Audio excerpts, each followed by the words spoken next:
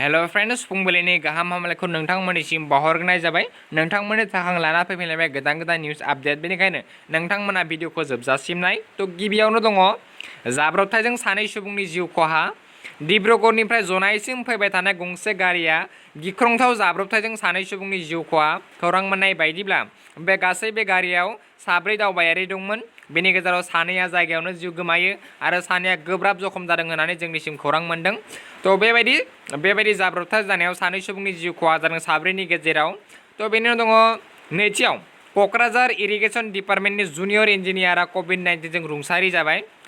क'क्राझार जिल्लानि सिङाव थानाय बलदिया बाथान गामिनि थागिबि क'क्राझार इरिगेसन डिपार्टमेन्टनि जुनियर इन्जिनियार आरो गागि समाज सिबियारि कच राजबंशी साहित्य सभानि बारग' हारिमु नेहाथारि दिलीप कुमार रायआ क'क्राझारनि रुपनाथ ब्रह्म सावस्रि फाहामसालियाव फाहामथाय लाबाय थानाय समावनो रुंसारि जायो। थैनायनि उनावसो मिथिनो मोनबाय दि बिथांनि देहायाव कभिड-19 पजिटिभ दंमोन आरो क'क्राझाराव थानाय गंसे कर'ना क्वारेन्टाइन सेन्टाराव खामानि मावोमोन। तो बिथाङानो दिलीप कुमार राय। बिथांनियाव थैनायनि उनावसो कर'ना पजिटिभ मोननाय जादोंमोन, मिथिनो मोननाय जादोंमोन। तो थामथियाव दङ 12 नं सालाकाथि बियाबनि इउपिपिएल हानजानि बिजाथि हितेश कुमार मुसाहारिया गोब्राब लोमजानायनि जाहोनाव गुवाहाटीनि गंसे देहा फाहामसालियाव रुंसारि जाबाय।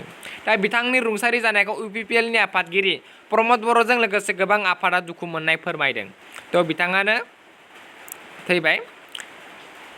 तो ब्रैथियाव दङ सासे आइजोनि गोथै देहा मोननो हादों।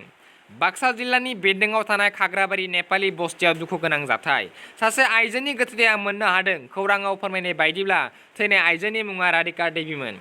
बेकिं बेमारनि रुगुं खुरखानाया ओनसोलनाङै गिख्रंथाव महर लादों। गोबां जायगायावनो माइ आबाद, नखर बारि बागान गासैखौबो खुरखालांदों। राधिका देवीखौबो रुगुं सेराव थानाय समाव हा गिसिखाना गोग्लैना थैदों होनना ओनसोलनि सुबुङा सन्देह खालामदों।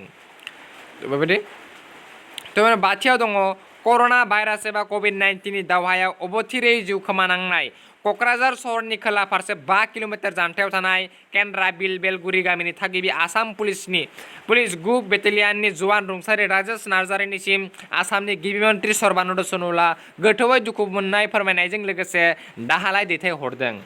आसाम पुलिसनि जवान रुंसारि राजेश नार्जारीनिसिम गिबि मन्त्रि सर्बानन्द सन'वाला क'क्राझार जिल्ला खुंथायनि गेजेरजों दैथायहरनाय दाहालायखौ मंगलबारनि बेलासियाव गथायो क'क्राझार खोन्दो जौगाखां मावख'नि अफिसार दिपन बर्मना।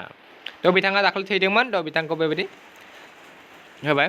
तो बिनि उनाव 6 नाम्बाराव 29 जुलाइआव भारतआ लाबोगोन मोनबा राफेल। बेखौ आम्बालासित एयारफर्स स्टेशनाव लेन्डिं खालामनाय थागोन।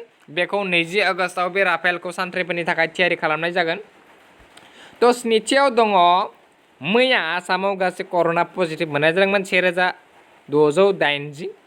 तो गुवाहाटी सिटियाव मोननाय जादोंमोन बेनि मादाव 570, 1680 मादाव, आरो जरहाटआव 167 मोनदों, काछाराव 159 मोनदों। तो टटेल केसेस दङ दा आसामाव 26,772, रिकभारा 8,033 आरो एक्टिभ केसेस दङ 8,672 आरो थैनायसा 64सिम बांबाय। तो दिनैनि भिडिअ एसेनोसै। जुदि भिडिअखौ मोजां मोनो लाइक, कमेन्ट आरो साबस्क्राइब खालामनो दाबावथाव। तो दिनैनि भिडिअ एसेनोसै।